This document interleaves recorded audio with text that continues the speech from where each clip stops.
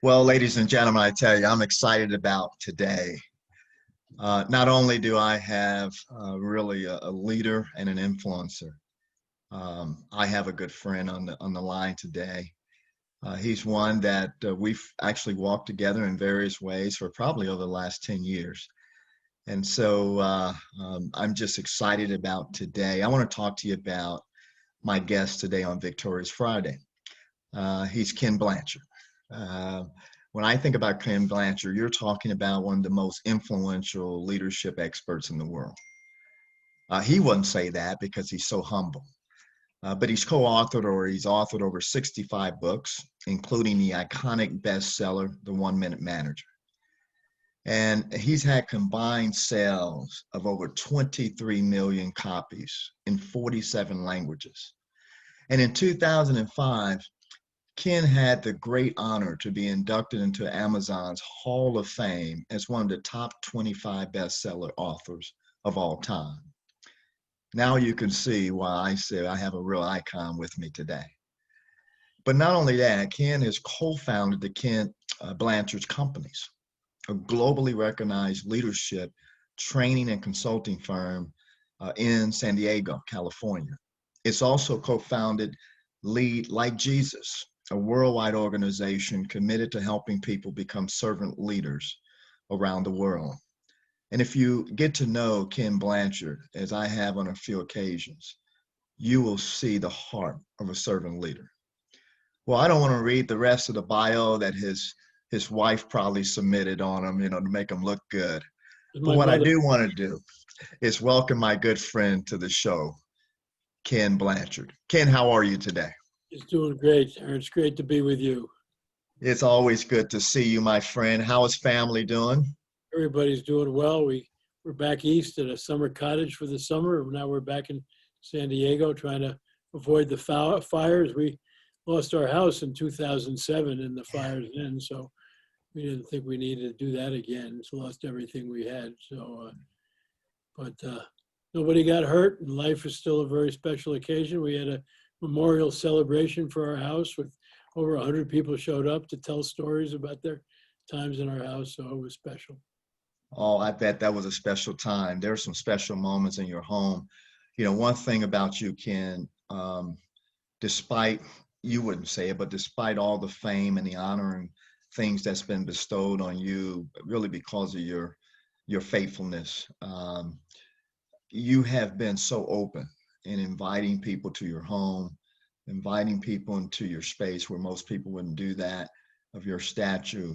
I bet the memories that were shared that evening or that afternoon was quite amazing and recognizing, Yeah, and a it's blessing. fun. You get a kick out of our daughter stood up last and she said, I would go into my mom and dad's house and I'd look in the garage, I'd look in the closet. They never threw anything away. And if anything happened to them, my brother Scott wouldn't be any help. I'd have to clean the place out. And now I don't have to. So That's my so good. wife, Margie said, a little sacrilegious, but true.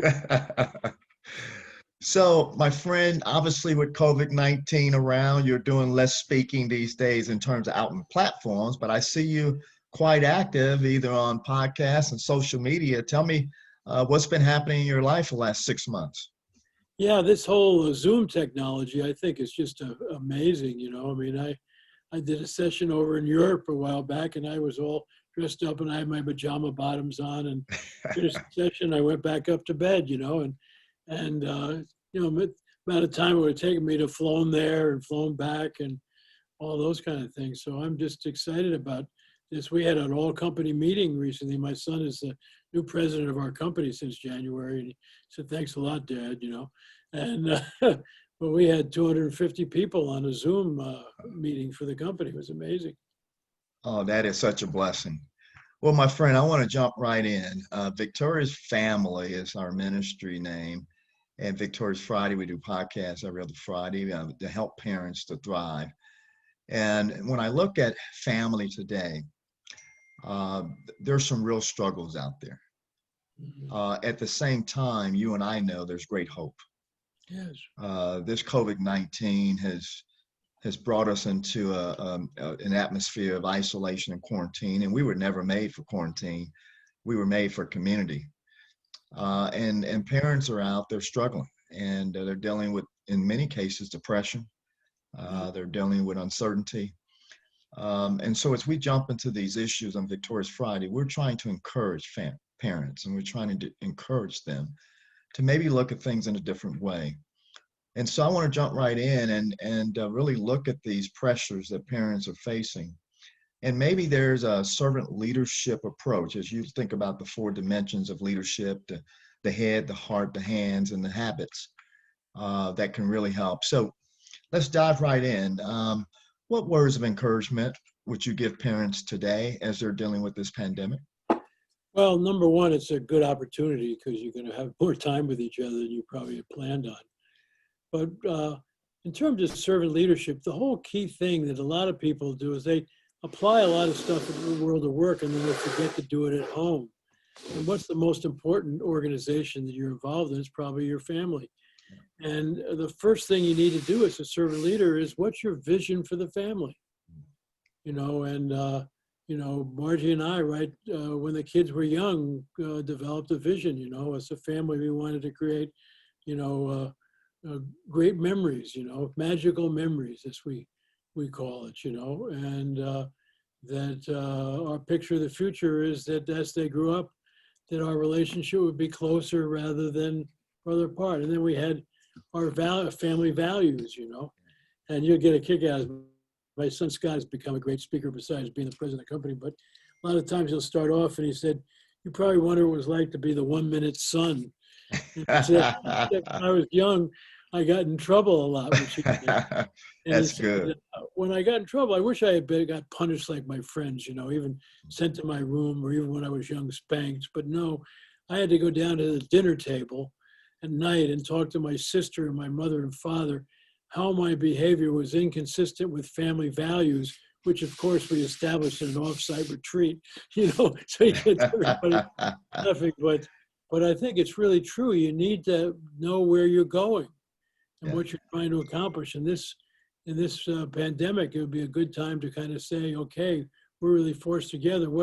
What's our vision for this? What do we hope to happen? And what are the values we want to have guide our behavior and have the kids get involved in that. And once you get the vision, that's the leadership part of servant leadership, then you turn the pyramid upside down. And now your job is you work for your kids. They don't work for you.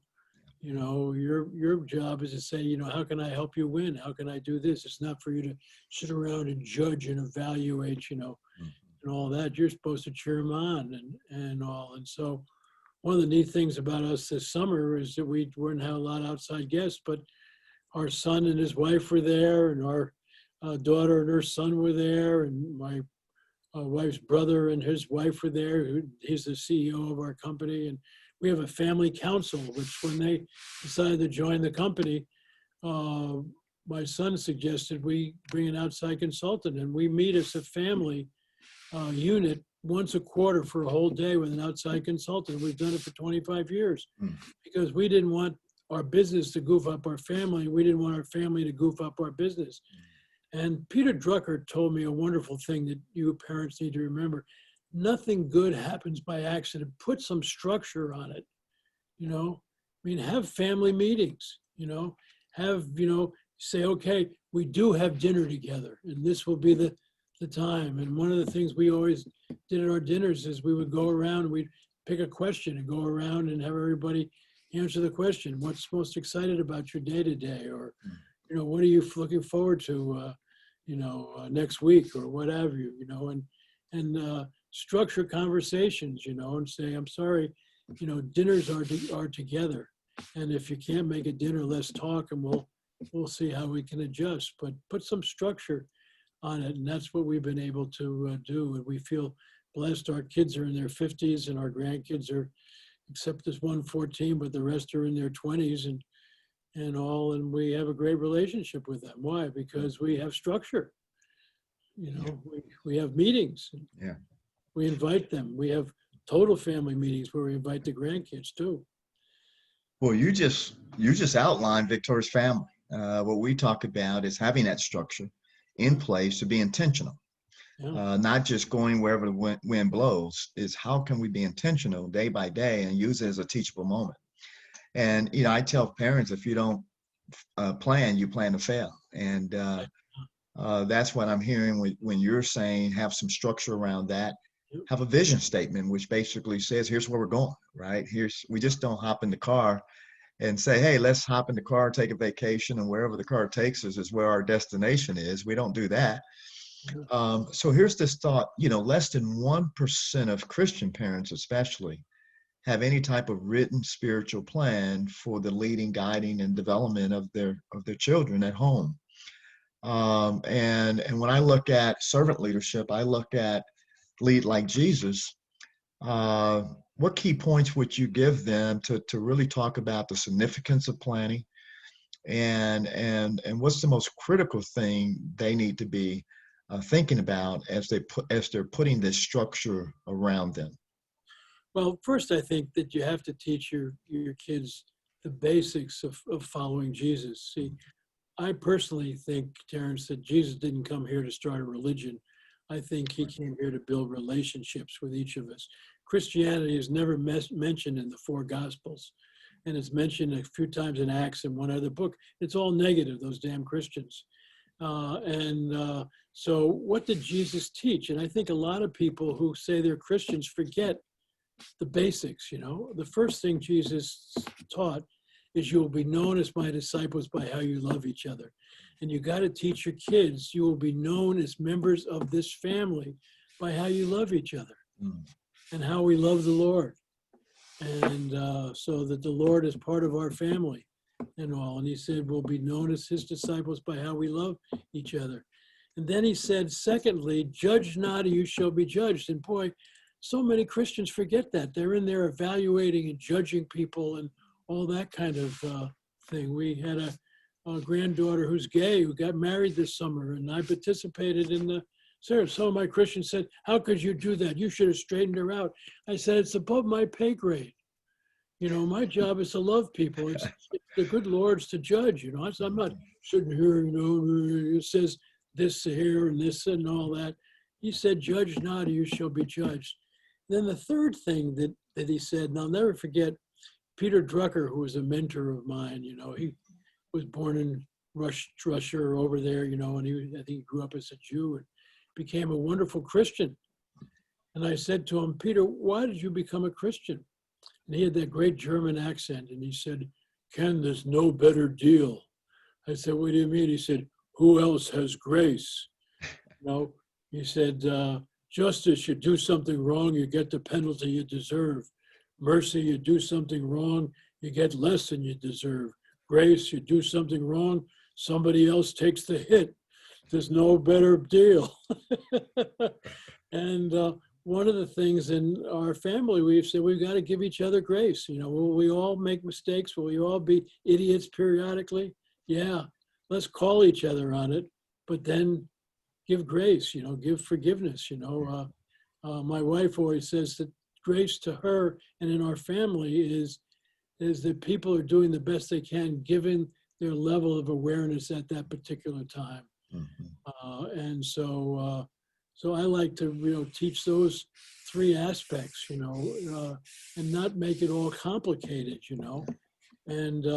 and what's really wonderful is when kids get it is that they realize that they have a friend and a partner in Jesus, that they can talk to him, and prayer isn't just one-way communication, Lord, here's what I need. He'd like to know what you think you need, but then periodically just spend quiet time and say, Lord, I'm a little concerned about this today. What do you have to say about that? And just quiet yourself. And a friend of mine taught me that you can always tell the way God is speaking to you because you'll think of something you never thought of yourself. You went, whoa, that's really interesting. I remember a number of years ago, the pastor at our church moved back east to be close to his kids and their grandkids. And so I'm driving home from work one day and saying, I wonder if I can help in this transition, and I always have Jesus sitting next to me when I'm driving in the car. I like to not turn the radio on, I would talk to him. And I said, what do you think I could do? And I shut my mouth. And all of a sudden I got this thought, why don't you volunteer to be the interim pastor? Now, I had never thought about that, you know. So I called the guy that was in charge of the search for an interim pastor, and I said, I got a crazy idea that the Lord just gave me. What do you think about me being the interim pastor? I said, you kidding me? Would you do that? We would love that. So I ended up being the interim pastor for 1.5 years at our church and helped the whole transition, you know, but you got a buddy there. And if you listen too, you know, it's not just a one-way deal. And he'll communicate with you. So it's boy, that's really good, Ken. You know, we were talking as we were kind of thinking through Victoria's family, and we said, you know, our prayer is that our kids would fall madly in love with Jesus. And you know, we didn't want to put a whole lot of rules out. Of course, you have to put boundaries, right? But the idea was not, you know, here's 15 things to do and let's check them off every day. Sure, there's disciplines and things, but the idea, we didn't want to take one set of handcuffs off of people and put another set of handcuffs on. And so, you know, he teaches us to have a great love for him and to have a great love for each other. I was on the line just a couple of weeks ago with a good friend, Dr. Richard Blackaby, and he was telling the story about his father, Henry. So is his dad. I've been on programs with Henry. Just wonderful, man. He says, Terence, a lot of times we're trying to, he says, when he asked parents about how they're doing, he said, well, I did the best I could. And he said, well, that's great. But the question is, did you do the best that God could? Did you give him God's best, not your best? Yeah. I thought that was so powerful. A lot of times we're trying to give him our best. The question is, are we giving him God's best? Well, you know, the unfortunate thing as our kids were growing up is Margie and I had turned our backs on our faith. You know, my first teaching job was in Athens, Ohio, and the pastor there that we loved was just a wonderful guy, and he was leading the student sit-ins against the war in Vietnam, and the congregation fired him in the most vicious thing we had ever seen in our lives. And we had seen a lot of this stuff in churches, you know, and we finally decided that's what Christianity is all about. You can have it. And we just turned our backs. So our kids grew up. So when they're 18, if you said, give me the Lord's Prayer, I'm going to hurt you, you would have had to hurt them. And I never really got back into the Lord until the 1 Minute Manager came out. And it was so ridiculously successful that I was having trouble taking credit for it. And an old friend of mine, Phil Hodges, who I met on the bus going to orientation camp at Cornell in 1957, had become a big believer. And he called me and said, Ken, I want to take you for a walk on the beach in La Jolla. And he did. And he said to me, Ken, why do you think this book was so successful? And I said, I don't know, Hodge, but somehow I think God must be involved. Now, I don't know why I said that, but my mother was praying for me, you know. Yeah. And he said, oh, thank God, you know. And the minute I opened myself to God being part of the success of that, things started happening. I get a call when I'd be on the Hour of Power with Robert Shula in his heyday. And I'm on there, and Shula says to me, Ken, I love the 1 Minute Manager, but you know who's the greatest 1 Minute Manager of all time? I said, who's that? He said, Jesus. I said, really? He said, yeah. He said, he was really clear on goals. Isn't that your first secret, 1 minute goal center? Yeah. And he said, you know, you and Tom Peters didn't invent management by wandering around. Jesus did. He wandered from one little village to another village. If anybody show any interest, he'd praise him, heal him. Isn't that your secret 1 minute praise? Yeah. He said if people stepped out of line, he wasn't afraid to give them a 1 minute reprimand. He threw the moneylenders out of the temple. Isn't that your third? Yeah. And I said, he's the greatest. He said, you ought to read the Gospels. All you teachers in there, you know? Yeah. So he motivated me. And so I started to read the Gospels. I started to laugh because everything I had ever taught about leadership, Jesus did with these 12 incompetent guys he hired. I mean, you wouldn't have hired that lot, you know? I mean, he didn't go out and hire a bunch of winners. Right. So it was really interesting. And then, you know, suddenly I, run into Bob Buford, who started Halftime. Mm-hmm. And the Lord puts him on a plane across the aisle from me, going to a big young president's YPO gathering in Mexico. And I go into my wallet to get a card, and in the dollar bills is this little booklet by Bill Bright on the 4 spiritual laws that Phil Hodges had given me. But I want to tell you, Terence, I can't remember putting it in my wallet, but here it was. And I said to Bob, must be here for a reason, you know. Yeah. And he said, I said, do you mind if I ask you a few questions? He said, well, I'm not a pastor. I'll do the best I can. Well, the first law is God has a plan for your life. I didn't have any problem with that. The second law said we were sinners. And I had two problems with that. Number one, I really hate labels. I don't know if you've ever noticed, if you call somebody a sinner, they don't say, thanks for sharing, appreciate the feedback, you know. They attack you back. Well, who do you think you are, you know? And then nothing seems stupider than me than the concept of original sin. How is a baby in a crib be bad, see? And so Bob says, I'm not a pastor, Ken, but let me ask you, do you think you're as good as God? I said, obviously not. I said, if that's God, that's true. He said, okay, let's give God 100. We'll give axe murderers 5. And Mother Teresa was alive then. He said, you're a pretty good gal. I'll give her a 95. Yeah, Blanchard, you're not bad. He said, you're trying to help people. I'll give you a 75 or an 80. He said, the neat thing about the Lord is he said Jesus down to make up the difference between you and 100. And I went, wow, what a powerful way to talk about grace. Because if you call somebody a sinner, they get upset. But if you ask somebody, where are you on a 1 to 100? Nobody's going to take 100. And to say that Jesus came down here to make up the difference between us and 100, and 100 is the perfection of God. What a fabulous thing, you know? And so then he said, well, I have a friend that's going to be at this conference. I want to. So he turns me over to Bill Hybels, the old pastor at Willow Creek Community Church, and you get in Hybels' jaws, you know. And so I pull out the booklet, and Hybels says, Blanchard, he said, you got to know the difference between religion and following Jesus. And I said, what's that? He said, it's how it's spelled. He said, religion is spelled do. There's this whole to-do list of stuff you're supposed to do to get the Lord's grace. And he said, most people quit do religions because they never know when enough is enough. And then you can get kicked out. You can get excommunicated. He said, the neat thing about following Jesus, it's spelled done. There's no rule. He said, you know, it's just believing. And I said, well, how do I do to sign up? He said, it's pretty easy for a 1-minute manager. All you have to do is say, Lord, I can't make it to 100 by myself. I accept Jesus as my Savior and my bridge between you and I. And he says, and you're in. And he said, Blanchard, I don't know why you haven't signed up a lot sooner.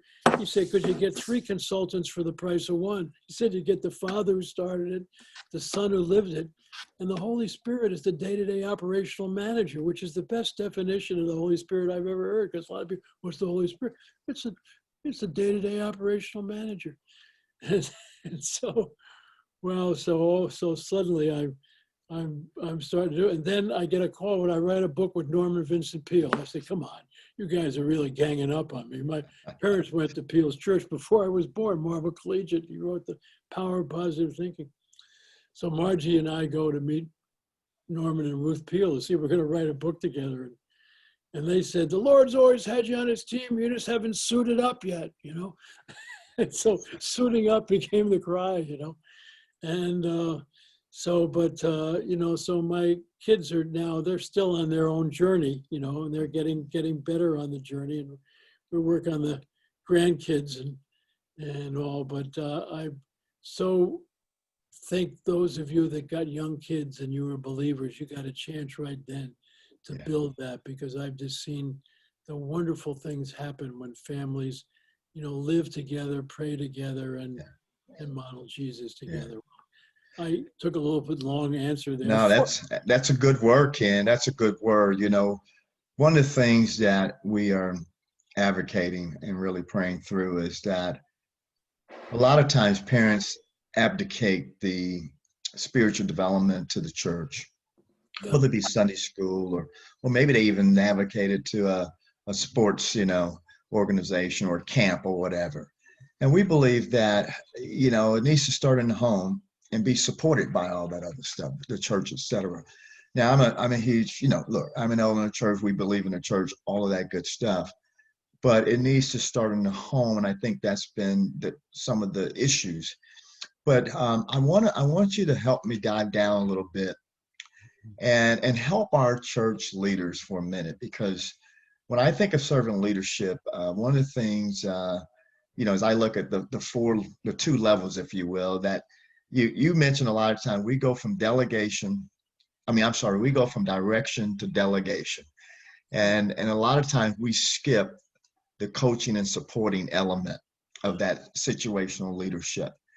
And I remember you saying at one session that guess who's the organization that's the most guilty of that? Yeah, It's the church. that's right. Yeah. Look in the camera, Ken, and tell me. Now, I want to encourage pastors. I want to encourage them because we're seeing a decline in church attendance, obviously. And we know it's not about the church. It's about a personal relationship with Jesus Christ. But let's look at the church as his bride. It needs to be healthy. Our leaders here are in different places. What words of encouragement or thoughts can you give our church leaders out there today as they will look to, I mean, they're going to have to rethink church in a different way, maybe in terms of methodology. The message never changed, but obviously we can't even attend church in most places, but it'll be back hopefully in 2021. But what words of a leadership encouragement can you give our leaders, our church leaders today? Well, I kind of laugh, because what they need to do is lead their church like Jesus led his disciples. See? And one of the problems in churches is that pastors spend all their time preparing their sermons and directing and telling and all that kind of thing. And then they go to a delegating leadership style and all. And I think you got to be much more,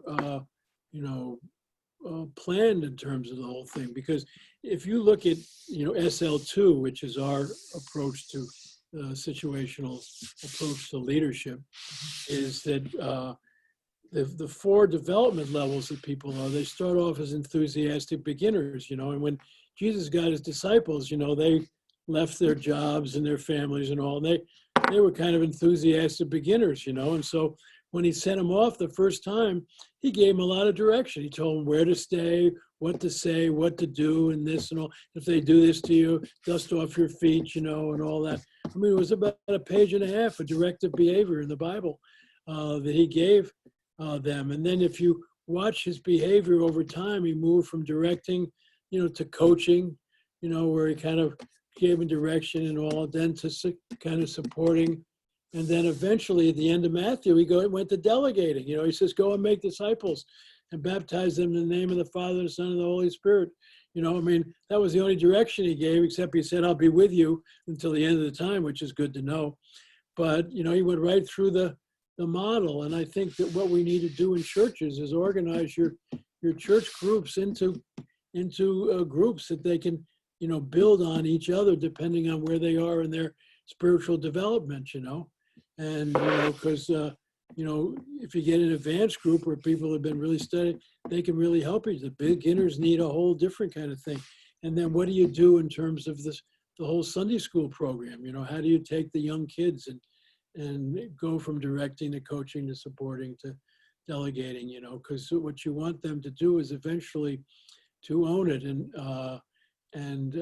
internalize it. And I think that's what's really so important. And so Jesus was such an incredible model of leadership. We're in almost 25 nations now with Lead Like Jesus, and in fact, you'll love, the other day we had a global Bible prayer call, and we had people from all over the world coming in. The guy who heads our international say, from India, would you lead us in a prayer for your country? And then he would go to Africa and then in South America, and then here, and then people in different states in the United States, and all saying, Lord, you sacrificed your son for us and to get us in heaven, but you also sent him down here to model how we should be behaving here. We don't want to wait till we get to heaven, because who is it, the great pastor in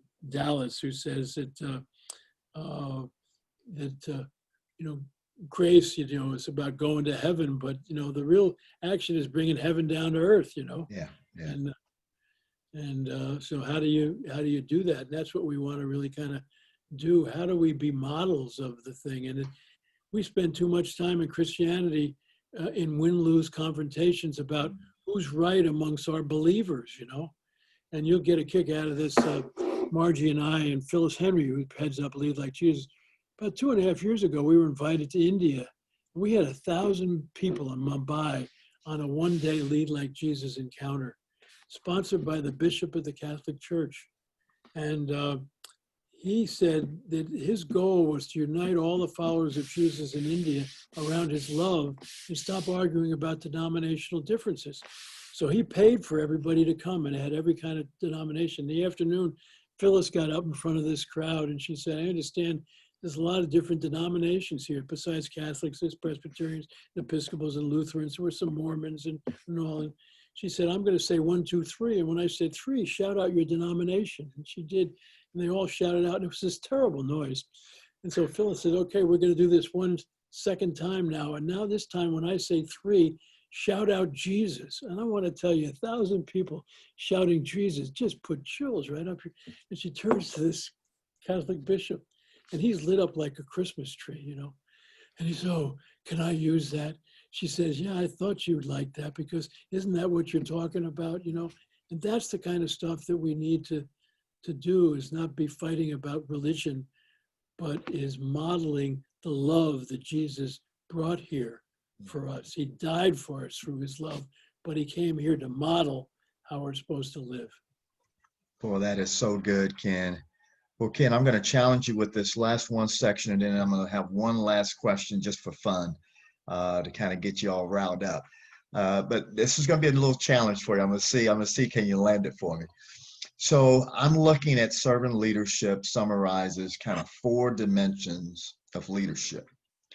You talk about the head, the hands, the heart, and the habits.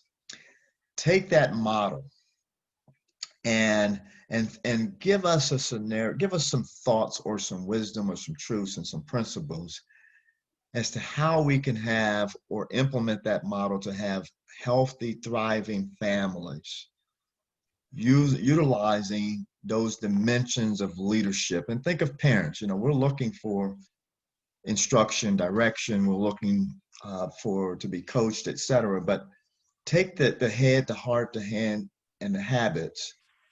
And what thoughts would you share to help parents become better leaders in the home? Well, the first thing I would say that as a leader in your home, it all starts in your heart, which is effective leadership is an inside-out job. And the question is, are you here as a parent to serve or be served?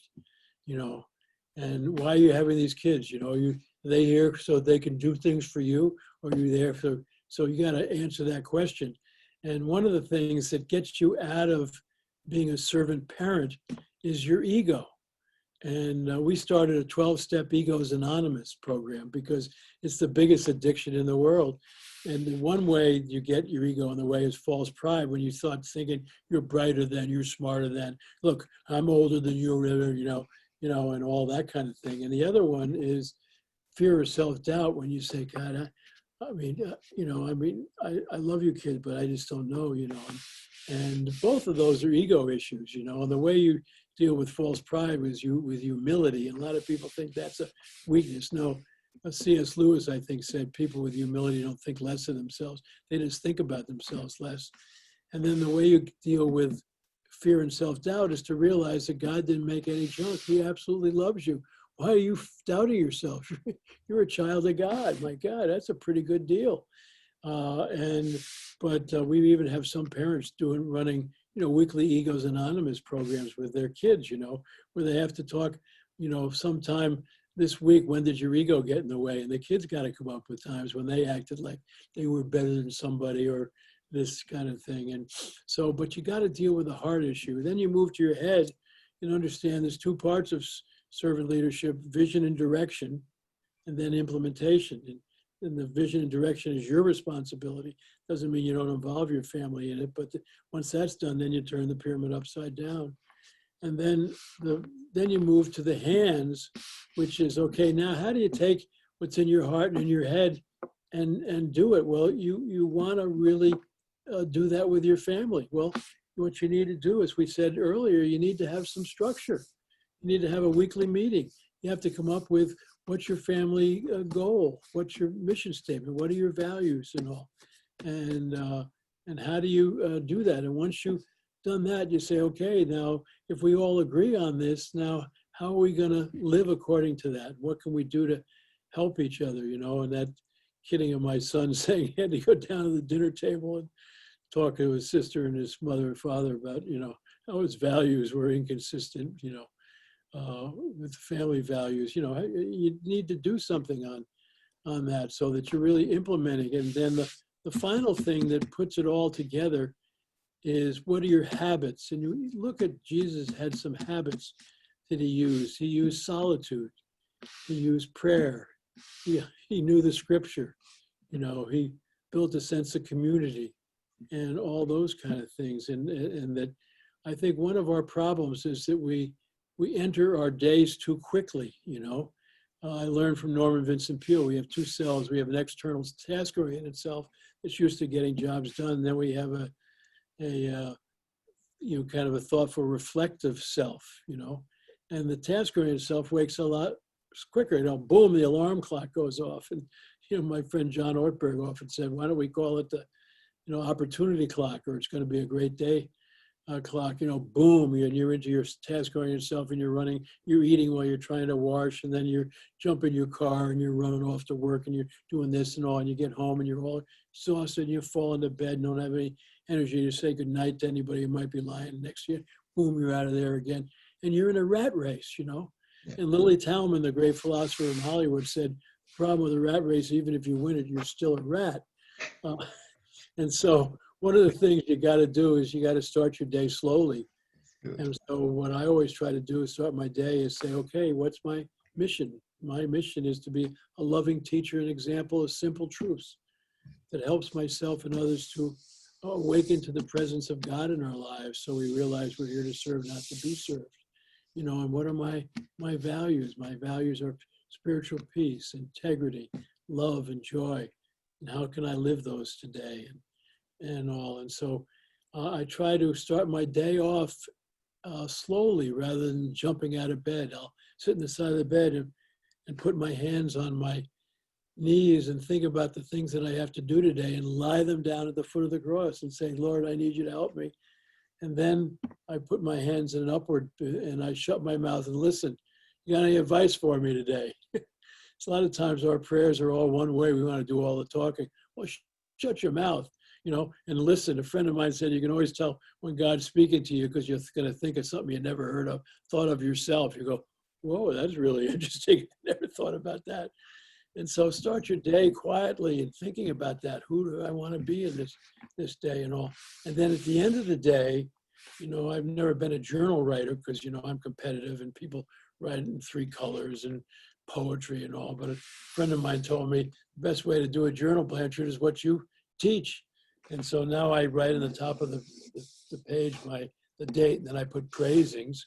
What did I do today that consistent with who I wanted to be? And then redirections. What did I do today that I wish I had instant replay? And I tell you, if you track your praisings and redirections, you're going to see where you need help and maybe get some mentors and all that. So that's just a quick way from the heart, the head, the hands, and the habits that we teach of leading like Jesus. And he did all of those things. I mean, he just he went off by himself, to pray. I mean, he was out there for quite a while with the devil bugging him, and. Well, that's so good, Ken. That is so good. I can take that. I was just thinking, I either need to kind of pack my bag and just kind of hang out with you for a little bit, or I was going to be as arrogant and say, hey, why don't you just pack your bag and hang out with me? But I figure you'd be so bored that I could hang out with you. Okay, here's the final question, my friend. And before I give you the final question, I want to make sure people know about your materials and so forth. I think you got some new materials coming out, and where can we find your website? What new projects are you working on or is out there today? Well, our company is kenblanchard.com. You can go and our latest book is Servant Leadership in Action, and I got all the key thinkers in the country. The Marshall Goldsmith and Simon Sinek and Brene Brown and some great pastors and there, because it's about half of it is faith-based and the other is, not in terms of servant leadership, but it's worth it, and everything we teach, whether it's SL2 or the Woman and Manager are all servant leadership in action. And then Lead Like Jesus, go to leadlikejesus.com, and our headquarters is in South Carolina because I wanted to move it across the country and bound down south where there's more reception for that. And you can go and Lead Like Jesus Revisited is our book. Our initial book was Lead Like Jesus. We redid that. It's really a powerful book. And then we also wrote a book on Lead Your Family Like Jesus. So get that, that shows you how to be a Jesus-like leader, which we've talked today about. So. Well, parents, there you go. Those are some great resources. We're recommending those as you begin to design your plan and put it into action. Like as Ken has said, vision without action is really nothing at all. Ken, here's the last question. A little fun with it. It might have to take a little creativity, but I think you'll get it. So I want you to take yourself back and say that you were a young 35-year-old Ken Blanchard. Knowing what you know today, you've kind of gone through the years, but you were taken all the way back. You were given this special gift and taken back to be a 35-year-old millennial living in today's society. What would you be doing? Well, it's really interesting is that I think life is what happens to you when you're planning on doing something else. And back when I was there, I thought I was going to be a college professor, but my faculty said that my writing wasn't good enough to be a professor, so I should be a college administrator, So I started to head off to be a dean of students and all, and then got sidetracked, because I came out to Ohio University and the dean said, I want you to teach a course. And I had never thought about teaching because if you don't publish, you perish. And he said, I don't care anything about that. And Paul Hersey had arrived and put me in his department to teach a management course. And I had done my dissertation on Fred Fiedler and first situational leadership theorist. And so it was fun. I came home and said to Margie, this is what I ought to be doing after a week or so. And she said, well, what about the writing? I said, we'll figure something out. And so I heard Hersey taught a great course. And I said, can I sit in your course next semester? He said, nobody audits my course. You want to take it for credit, you're welcome. And he walked away. I thought that was interesting. I had a PhD and he didn't. And he wants me to take his course for credit. So I asked Margie and she said, is he any good? I said, he's supposed to be great. She says, well, get your ego out of the way and take his damn course. So I had to talk to the registrar letting me in, and I did, and I wrote all the papers and all. And June 67, Hersey comes into my office and says, Ken, I've been teaching leadership for 10 years. I am better than anybody, and they want me to write a textbook, but I'm not all that comfortable with writing and all. But I've been looking for a good writer like you that could maybe be a co-author. Would you consider doing that? He read my papers. And I said, we ought to be a great team. You have trouble writing, and I'm not supposed to. So let's do it. So we ended up writing management of organizational behavior. And I went to the dean and I said, I quit as an administrator. I'm going to be a faculty member. I got a book coming out. He said, you can't quit. I said, why not? He says, because I was going to fire you. I said, why? He said, because you're a lousy administrator, which I was. And so it was a kind of a photo finish between him firing me and me quitting. But I just think that God has a plan for your life. And I look back and he had a plan and I didn't know exactly what it was. But if you're open to listening and saying, whoa, that's really interesting. And I never would have thought of that myself and all. That's that voice whispering in you because he's got a plan and a purpose for your life. And as a parent, he has a very important purpose. You're supposed to be a great parent and you're supposed to bring up your kids to be God-loving and wonderful, caring, loving people. Well, I think that's a great place to stop. Ken, thank you so much for your generosity, for your faithfulness and following in the plan that he had for you and not the plan you had for yourself. And parents, I want to encourage you today to listen to the wisdom that's been shared here today. We thank you that you've joined us again on Victorious Friday. It's been an honor and pleasure to spend time with you, and we're so humbled that you would take the precious time to listen in. Ken Blanchard, thank you so much. Look forward to hopefully seeing you soon. Maybe I'll bring a bunch of folks out to San Diego or something and hang out with you. But let me know how your travel goes. Hopefully we can break back open into 2021. And I tell you, my friend, I talk to a lot of people in different positions and places.